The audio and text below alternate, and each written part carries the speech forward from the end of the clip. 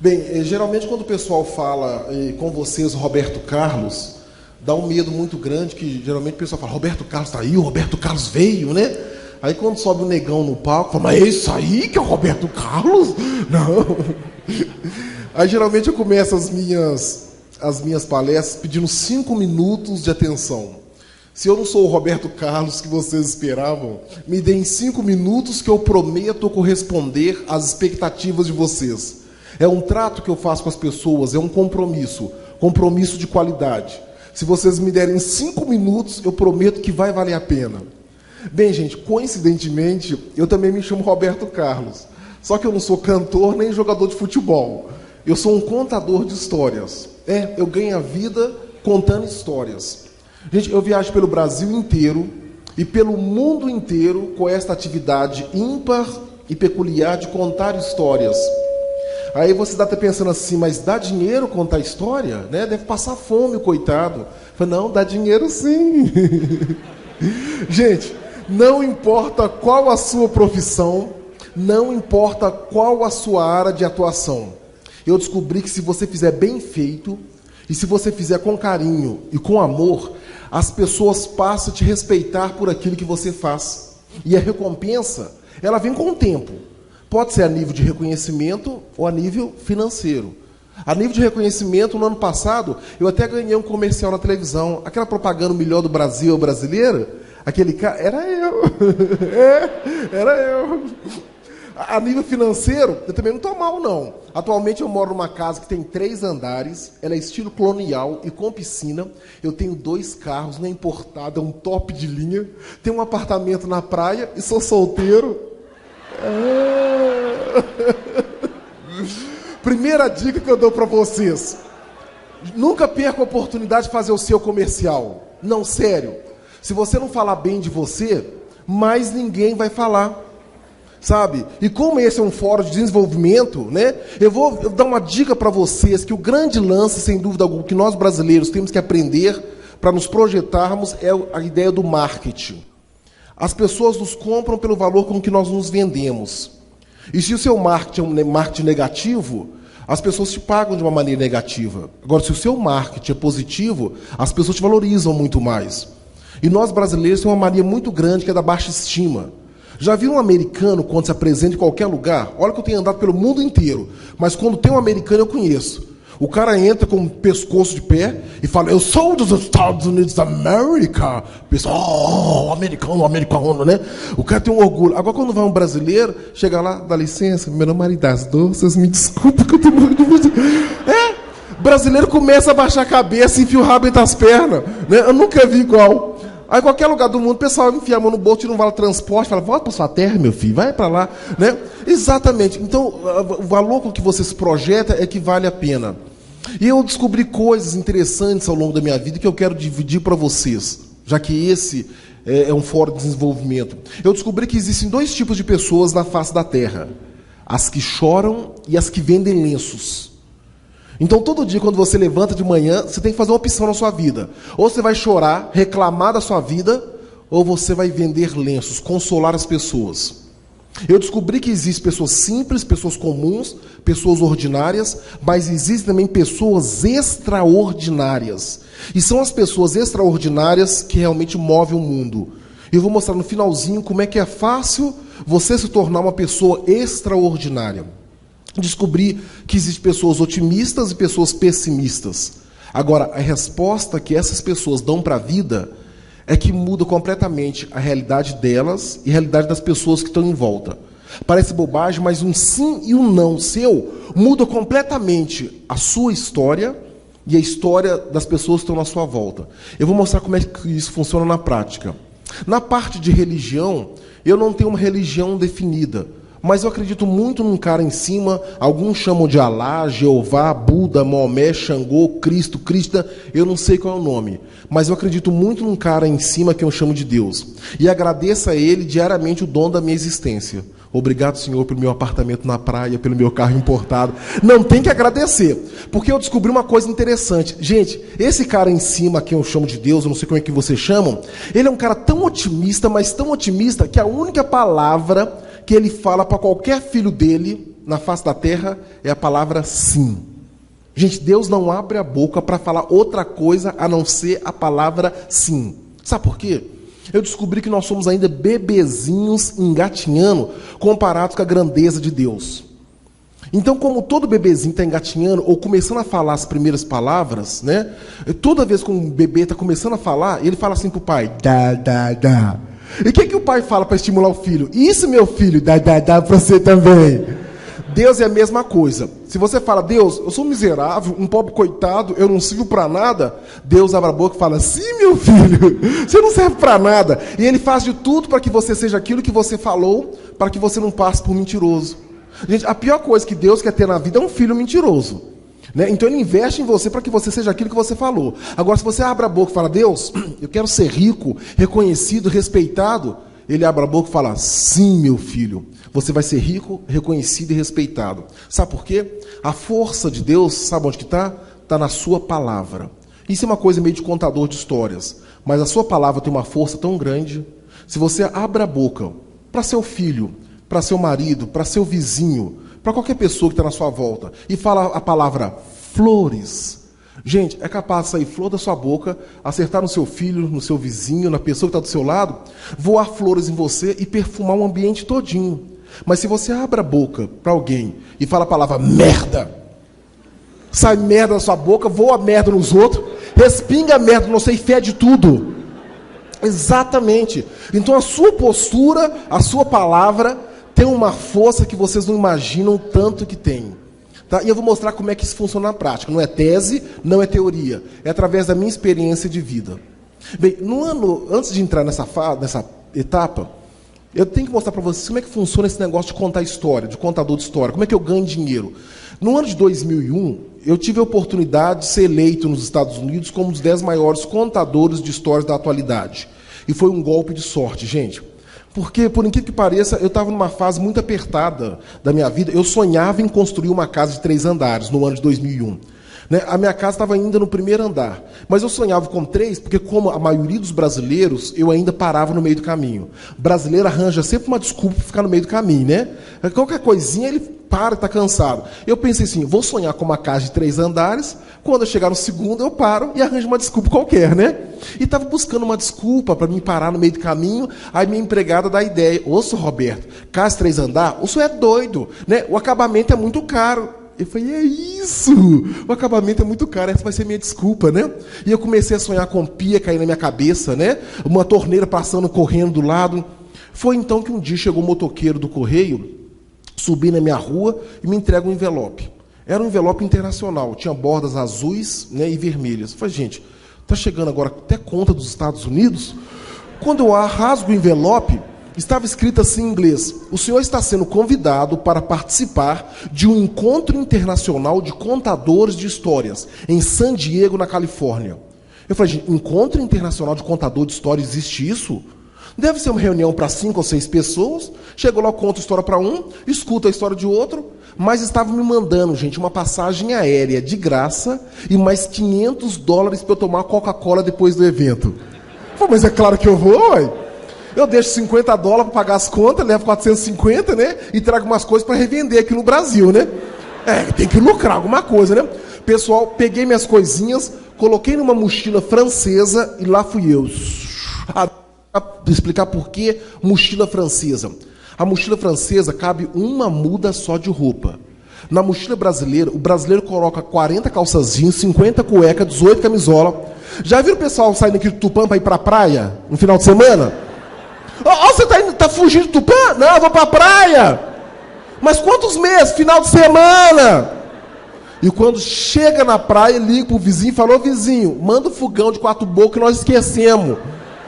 Tem gente que leva até fogão para a praia. Gente, quanto mais coisas você carregar, mais chance você tem de esquecer alguma coisa. Né? E o grande lance é vá com a mochila vazia, porque aí tem espaço para você colocar as coisas boas que você vai encontrar lá.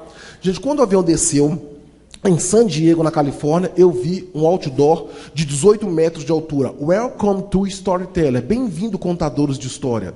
Eu falei, mas que exagero, gente. Olha, fizeram uma placa daquele tamanho para receber meia dúzia de pessoas Quando eu desço do avião, gente, eu vi umas 30 recepcionistas clone uma da outra. Todos com a mesma saia da Marilyn Monroe, a mesma peruca loura, a mesma verruguinha aqui, né? E o pé torto rindo assim pra mim. Eu falei, Jesus Nazareno, que exagero. Aí eu falei assim, perde uma. Sorry, I'm from Brazil, com licença, eu vim do Brasil. Eu vim para um encontro de contadores de história. As 30 fizeram ao mesmo tempo. Oh, welcome, professor Roberto, bem-vindo. Nós estamos aguardando o senhor. Pô, mentira, nem sabe quem que eu sou. Eu falei, olha, eu sou contador de história, não sou cantor, não, né? Eu falei, não, nós sabemos. Eu falei, mas e aí? Já chegaram, né, todos os participantes do evento, né, todos os contadores de história? Eu falei, não, estão faltando uns 300 ou 400 ainda. Eu falei, estão faltando quantos, minha senhora? Foi uns 300 ou 400. Eu falei, peraí, mas quantos que vão vir? Faça, não leu, não? Aproximadamente 4.000 contadores de história. É o Encontro Internacional de Contadores de História. O senhor nunca ouviu falar nisso lá no Brasil? Claro que já. Lá no Brasil a gente não fala de outra coisa, não sei desse encontro internacional. Depois da Copa a gente só fala nisso. Eu nunca tinha ouvido falar desse negócio, gente. Eu falei, mas e aí? Que dia que eu apresento? O dia da sua apresentação é na terça-feira e tem umas 3.500 pessoas inscritas na sua sala querendo ouvi-lo. Estamos olhando um espaço maior que comporte todo mundo. Gente, eu estava com dor de barriga. A dor de barriga virou diarreia. Que história que eu vou contar para 3.500 pessoas, Jesus, né? Gente, eu fui pro hotel, eu fiquei em depressão. No dia que eu pisei no palco, a minha perna tremia, né? Eu pensei em ir embora, mas eu pensei, não, eu vim cá para fazer uma coisa, eu vou cumprir a minha missão. Quando eu pisei no palco, eu lembrei das palavras da minha mãe. Ela falou comigo assim, meu filho, não tenha medo. Quando você se prepara para alguma coisa, né, coloca um sorriso no seu rosto, suba no palco e faça o que você deve fazer. Sorria para as pessoas, que eu tenho certeza. Se você chegar em qualquer lugar sorrindo, alguém vai corresponder ao seu sorriso. Coloque um sorriso simpático e tudo Deus proverá. Eu subi no palco, sorri para a plateia, os americanos viram assim... Ai.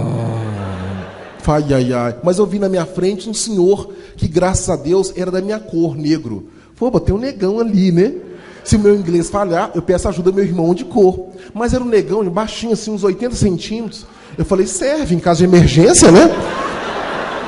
Olha, eu sorri para ele, ele fez assim... Eles me deram 50 minutos para eu me apresentar. Gente, eu utilizei os 50 minutos no máximo. E quando eu terminei, a plateia aplaudiu. Falei, graças a Deus, gostaram. Eu estava preparando para me retirar do palco, quando o meu irmão de cor, aquele baixinho que eu pedi ajuda, ele subiu na cadeira dele. Gente, ele silenciou quase que 4.000 pessoas no gogó, sem microfone. O cara levanta na cadeira e fala... Eu falei, o cara não gostou. Eu falei, não só não gostou, como tá falando para ninguém me aplaudir. Sabe o que eu pensei? Olha, eu tenho 1,90 m de altura. Aquele negão tem uns 80 centímetros. E vai calar a boca agora, quer ver? Eu fui me aproximando como quem não queria nada, mas ainda bem, gente, em meu socorro, veio uma senhora americana, sabe aquelas mulheres bonitas, sensuais, que quando andam tocam música? A mulher anda e faz aquela coisa assim de... Né? Ela chegou e falou assim, I'm sorry, can I help you? Com licença, eu posso ajudá-lo? Eu falei, please. Eu falei, não estou entendendo nada que esse cara está falando. Eu falei, mas é claro, professor Roberto. É porque ele é um pigmeu. Por isso que ele é baixinho assim. Ele falou, baixinho não, senhor. Os pigmeus têm 50 a 60 centímetros de altura. Esse cara tem 80. Na tribo dele, ele é o maior da tribo. Né? O senhor fala que ele é baixinho? Foi desculpa, meu ponto de vista. Ele falou, cuidado, ponto de vista nos Estados Unidos dá processo. Eu falei, desculpa. Ele está falando que na tribo dele, quando ele ganha uma história tão bonita como a que o senhor acabou de contar, de presente, ele se sente na obrigação de retribuir essa história. Ele quer contar uma história para o senhor. Eu falei, que ótimo. A senhora vai traduzir? Ele falou, não entendo nada que os pigmeus falam. Olha o que a mulher falou, olha, esse cara aí está importunando todo mundo o dia inteiro, querendo contar uma história. Mas ninguém tem tempo para dar para esse cara. É um cara muito pequenininho, baixinho, já foi até desclassificado. Se o senhor tiver 5 minutos de atenção para dar para ele, faz de conta que você está ouvindo a história, depois agradece e vai embora. A mulher me deixou a sós com o cara. O cara viu que eu parei e falou...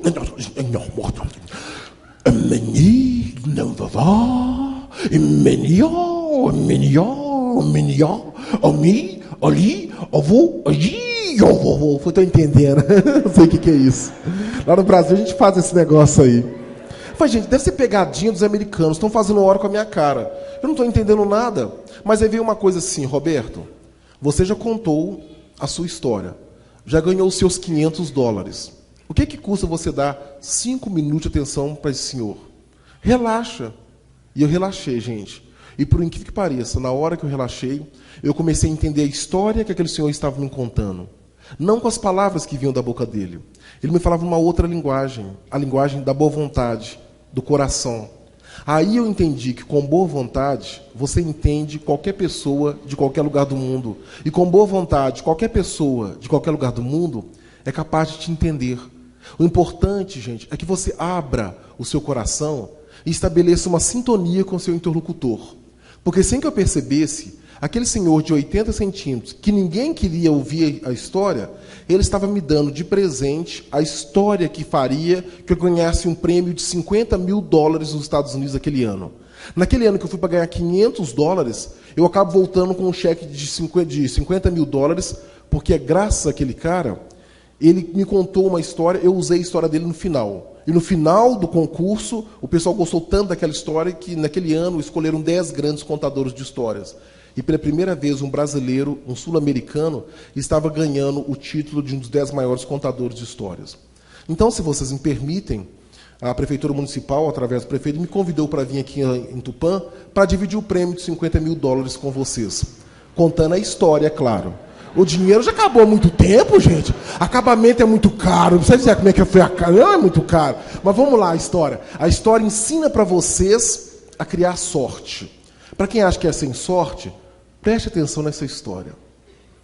Era uma vez um homem que se achava tão sem sorte, mas tão sem sorte, que ele vivia reclamando com Deus. Foi todo-poderoso, onipotente, onipresente, criador de todas as coisas. O Senhor deu sorte para todo mundo na vida. Todo mundo tem um carro legal, tem uma casa legal, tem uma namorada legal. Eu não tenho nada. Que injustiça foi essa que fez comigo, Deus? Deu sorte para os outros, não deu para mim. E o rapaz esperava resposta, mas não vinha resposta nenhuma. Aí um dia, então, cansado de reclamar com Deus, ele abusou. Pois você não vai falar comigo não, né? Pois eu vou descobrir onde que o senhor mora. Eu vou encontrar com o senhor e eu vou ter um tete-a-tete. Eu quero saber por que eu sou azarado assim. E o rapaz pensou, aonde que Deus mora? Ah, já sei. Deus deve morar é lá no fim do mundo. Mas peraí, como é que eu faço para chegar no fim do mundo? É muito fácil. O fim do mundo deve ser o local onde terminam todas as estradas e todos os caminhos do mundo. Então, se um dia eu insistir, perseverar e seguir uma estrada até no final, e lá for o final de outras estradas, lá é o fim do mundo. Lá eu vou encontrar com Deus, o Criador, e vou saber com Ele qual o motivo da minha falta de sorte. Então, gente, pela primeira vez na vida, aquele homem azarado resolveu arriscar. Ele percebeu que se não colocasse o pé para fora da casa dele, ele jamais teria solução para os problemas que ele vivia. Um dia, então, ele colocou o pezinho para fora de casa, olhou o tempo, não ia chover, não ia fazer sol quente, era um tempo ideal para começar a caminhar. E quando ele começou, ele não parou mais. Porque, segundo o Pigmeu, que me contou essa história, aquele homem sem sorte caminhou, caminhou, caminhou, caminhou um dia, caminhou uma semana, caminhou um mês, caminhou um ano e um dia. No final de um ano e um dia, quando ele estava caminhando, ele pisou numa coisa macia, escutou um ai.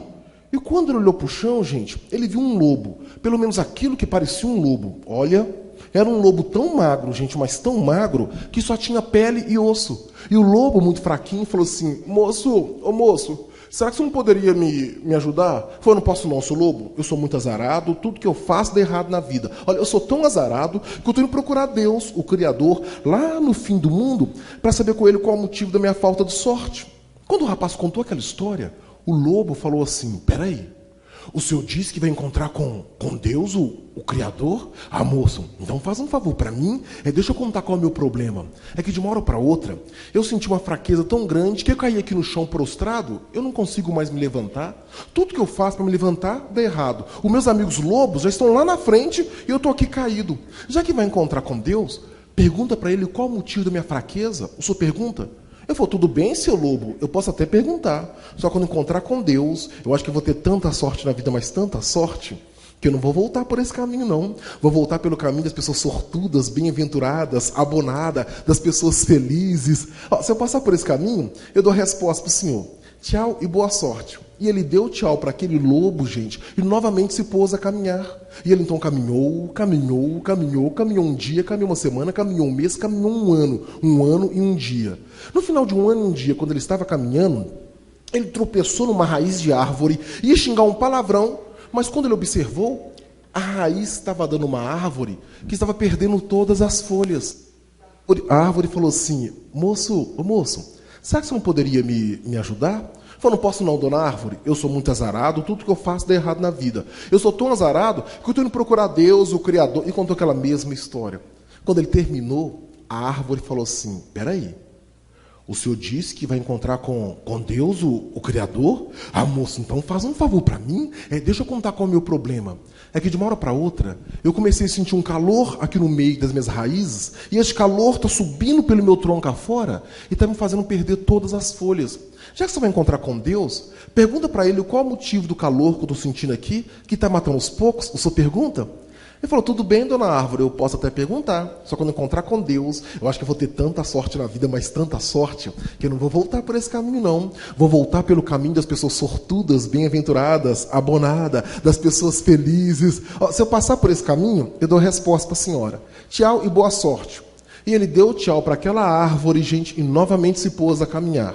E ele então caminhou um dia, caminhou uma semana, caminhou um mês, caminhou um ano e um dia.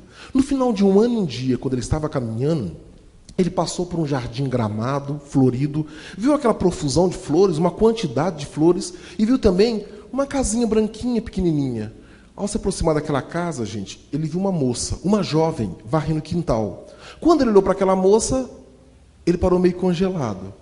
Olha, ele nunca tinha visto uma moça tão bonita como aquela. E a moça, quando percebeu o rapaz, parou-se meio sem graça, porque nunca tinha visto um rapaz tão simpático como aquele. E ela, então, por educação, convidou o rapaz para entrar na sua casa. O rapaz foi entrando, gente, e ela rapidamente fez um suco para ele. Ele foi tomando suco pensando: mas que suco gostoso. De que será feito? Eu vou tomar coragem e perguntar para essa moça. Quando o rapaz ia abrir a boca para perguntar de que era feito o suco, a moça que estava de costas começou a responder antes dele perguntar. O suco é feito desse jeito, desse jeito, desse jeito. Foi, gente, mas que moça mais interessante. Ela responde antes da gente perguntar. Significa que é uma pessoa muito atenta e atenciosa. Olha, eu podia bem namorar com ela, mas, moça, eu sinto muito, mas eu estou com um pouco de pressa, que eu sou muito azarado, eu estou indo procurar Deus, o Criador, e contou aquela mesma história. Quando ele terminou, a moça falou assim: peraí, o senhor disse que vai encontrar com Deus, o Criador? Moça, não faz um favor para mim? Deixa eu contar qual é o meu problema. Que eu moro aqui nessa casinha, e como o senhor pode ver, é uma casinha pequenininha, mas de vez em quando vai me dando um vazio no peito, uma tristeza tão grande, uma vontade de chorar. Aí eu fico aqui dentro lavando, passando, cozinhando e chorando sozinha dentro de casa, sem saber o que fazer. Já que vai encontrar com Deus, pergunta para ele qual é o motivo do vazio que eu sinto no peito, que me faz chorar. O senhor pergunta? Ele falou: tudo bem, moço, eu posso até perguntar. Só quando eu encontrar com Deus, eu acho que eu vou ter tanta sorte na vida, mas tanta sorte, que eu não vou voltar por esse caminho, não. Eu vou voltar pelo caminho das pessoas. Mas se eu passar por esse caminho, é claro que eu te dou a resposta. E ele deu tchau para aquela moça e novamente se pôs a caminhar, gente. E ele então caminhou um dia, caminhou uma semana, caminhou um mês, caminhou um ano e um dia, até que ele chegou no local, gente, onde terminavam todas as estradas e todos os caminhos do mundo. E segundo a história que eu estou contando, o local onde terminam todas as estradas e todos os caminhos é o fim do mundo, o lugar onde morava Deus, o Criador. O rapaz então foi chegando no fim do mundo, querendo se ajoelhar para fazer uma prece, quando vem aquela voz: o que queres, meu filho? Oba, se chamou de meu filho, só pode ser meu pai. Eu vou logo pedir para não perder tempo, que Deus deve ser muito ocupado, né? Ô Todo-Poderoso, desculpe incomodar o senhor, mas o senhor, quando me fez, esqueceu da minha sorte. O senhor deu sorte para todo mundo na vida. Todo mundo tem uma casa legal, uma namorada, um trabalho, alguma coisa, eu não tenho nada. Que injustiça foi essa que fez comigo? Deu sorte para os outros ou não deu para mim? Aí veio a resposta: você acha mesmo, meu filho, que eu dou sorte para alguém? Lamento te informar, mas eu não dou sorte para ninguém. O que eu dou são oportunidades. E a pessoa transforma as oportunidades da vida dela em boa sorte ou má sorte. Olha, volte pelo seu caminho e perceba quantas oportunidades você teve até hoje na sua vida e não aproveitou para transformá-las em boa sorte ou má sorte. Fala, se eu voltar então, eu encontro uma oportunidade, faço virar boa sorte, má sorte. Gente, mas que bobagem. Eu perdi anos da minha vida vindo aqui para descobrir isso. Eu estou voltando agora. Tchau pro Senhor, fica com Deus. Quer dizer, fica com o Senhor mesmo, hein, tchau.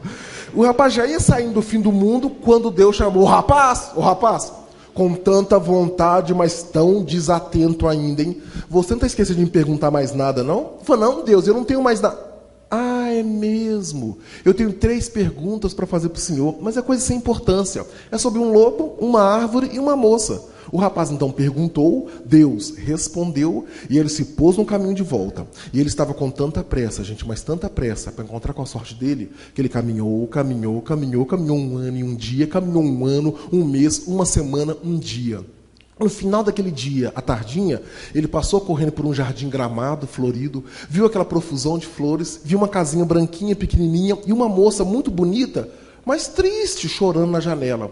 Mas ele estava com tanta pressa, mas tanta pressa para encontrar com a sorte dele, que ele nem quis parar. Só parou quando a moça chamou. Ô moço, tá lembrado de mim? Ah, gente, é a moça que me fez o suco, né? Ô moço, tudo bem? Eu tô com um pouco de pressa. Ela, só um minutinho. O senhor encontrou com Deus, o Criador? Ah, moça, eu encontrei. E ele falou que a minha sorte está no caminho. Eu tô voltando para encontrar com ela. A moça falou, que bom. Ô moço, você lembrou de perguntar aquilo que eu pedi? Sobre o vazio que eu sinto no peito, a tristeza que me faz chorar? Ah, moça, eu perguntei. E Deus falou qual é o seu problema. Deus falou que o seu problema é solidão. A senhora fica aí chorando porque não tem ninguém para conversar, para namorar, para se divertir. Ele falou que nessa vida ninguém consegue ser feliz sozinho, não.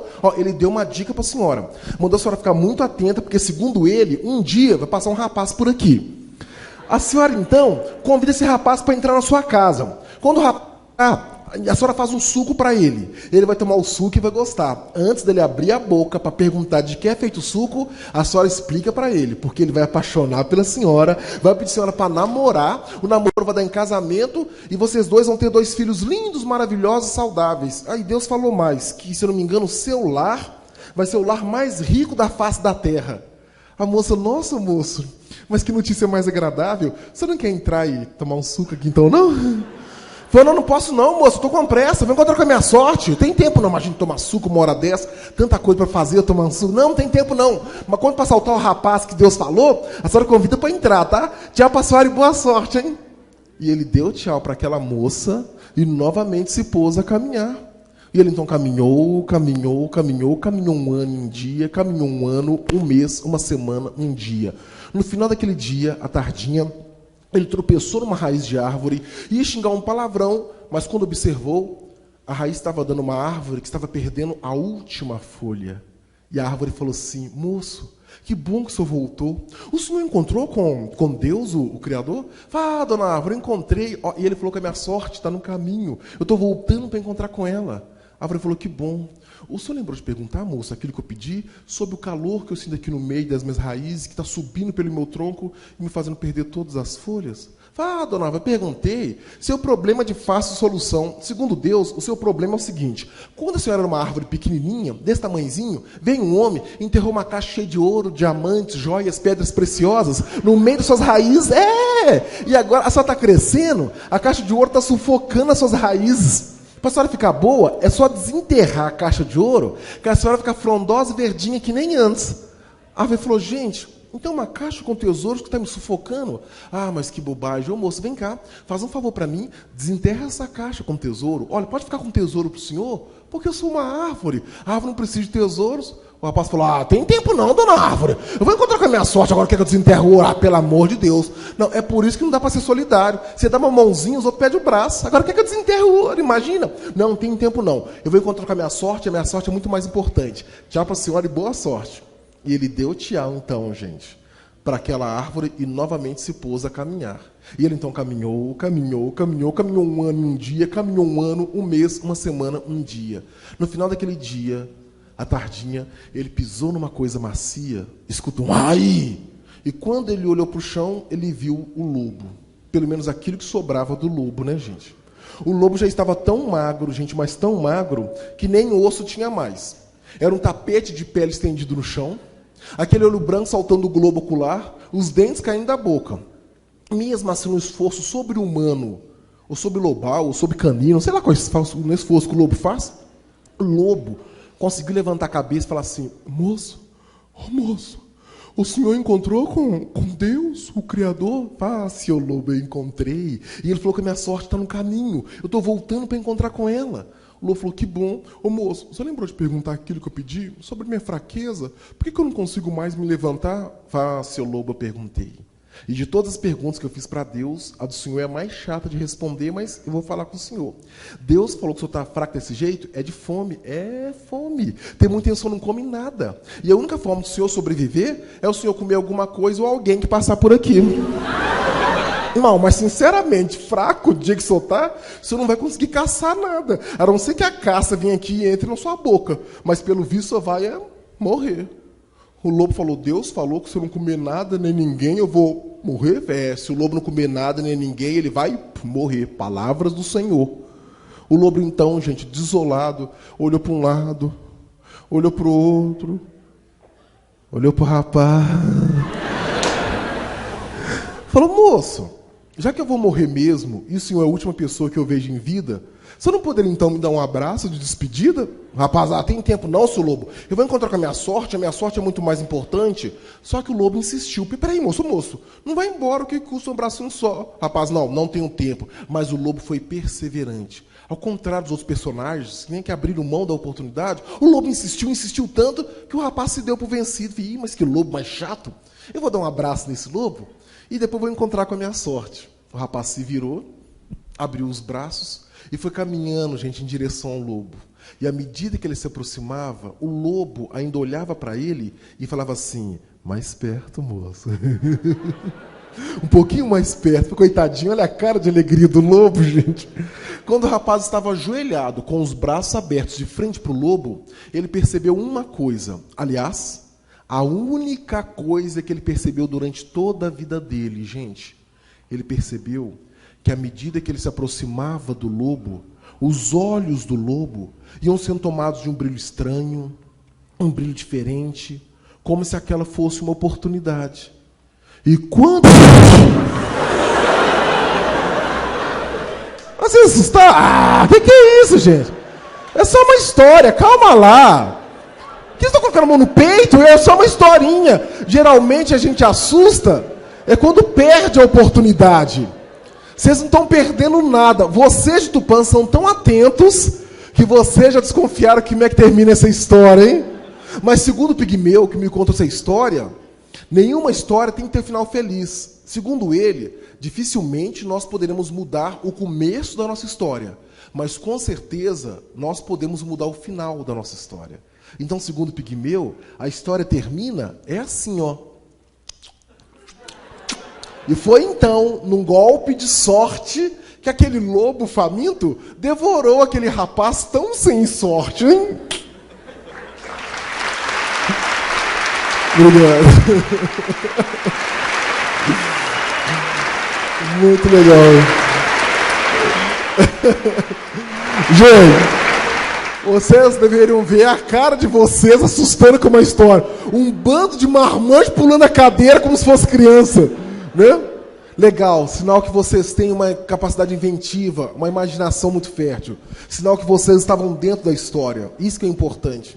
Bem, deixe-me contar para vocês então agora como eu consegui ter tanta sorte na vida, ou como um dia eu descobri aquilo que eu falei, a diferença entre as pessoas simples, comuns, ordinárias, para as pessoas extraordinárias, a diferença das pessoas que choram para as pessoas que vendem lenços, e a diferença das pessoas otimistas para as pessoas pessimistas.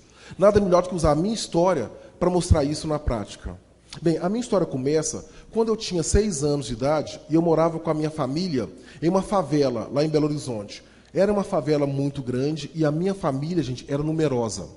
Nós éramos 10 filhos, mas meu pai e minha mãe, e nós morávamos em um barracão de 2 cômodos com telhado de zinco.